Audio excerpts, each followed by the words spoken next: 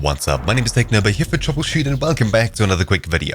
In this guide, I'll be showing you how to install FFmpeg on Windows 11. It's super simple and easy to do. Just do note that before we start this video, you don't really install FFmpeg. Instead, you download the exes, you place them in the folder, and you tell Windows where it can find them in any other folder on your computer. So without further ado, let's begin. Open up a web browser and navigate across to the download link in the description below.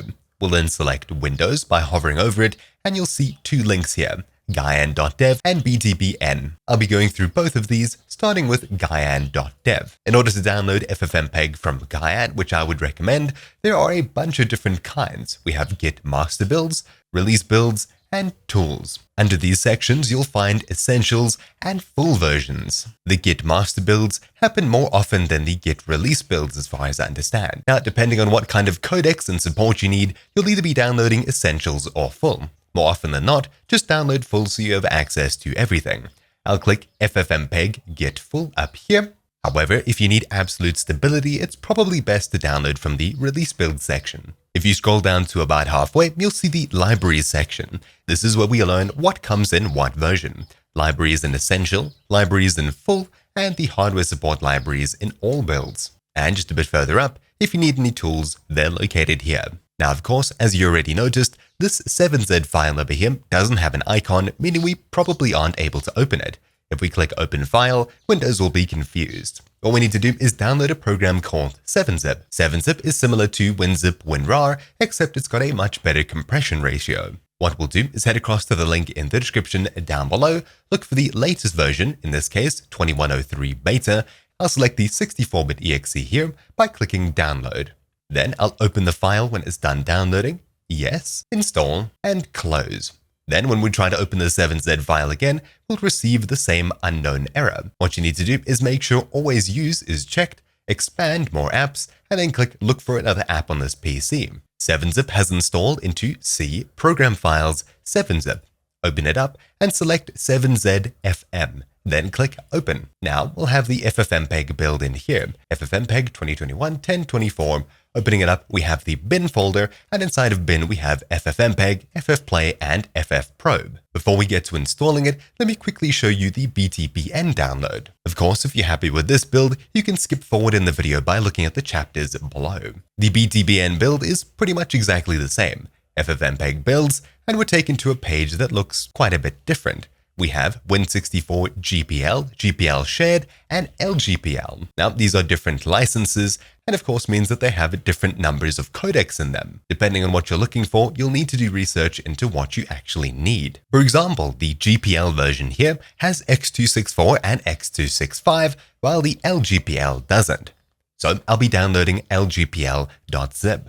So I'll be downloading the Win64 GPL.zip. Then I can open up the folder, and inside of the FFmpeg folder, we have bin, and there are the three files once again. The GPL shared one, however, has the same build folder here, except everything is split up. FFmpeg, FFplay, FFprobe, and a bunch of other files here. Just for simplicity's sake, I'll be using the one that isn't shared, just because everything's crushed together. So looking at these two versions here, they are mostly the same. The ones that I downloaded from Gyan are a bit bigger and likely have more codec support in them. So once again, that's why I use Gyan. Anyways, now that we have it downloaded, let's go ahead and install it. Open up a new file browser and navigate to this PC, then C drive.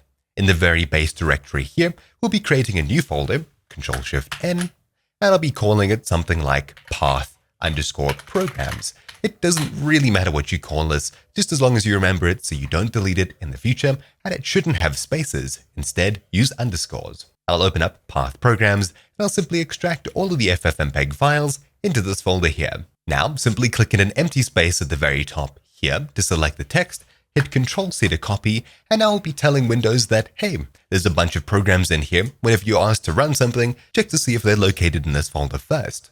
Hit Start, type in path, and then open Edit the System Environment Variables. In here, click Environment Variables, then click Path at the very top under User Variables, Edit, and click New. Then Ctrl-V to paste, and click OK.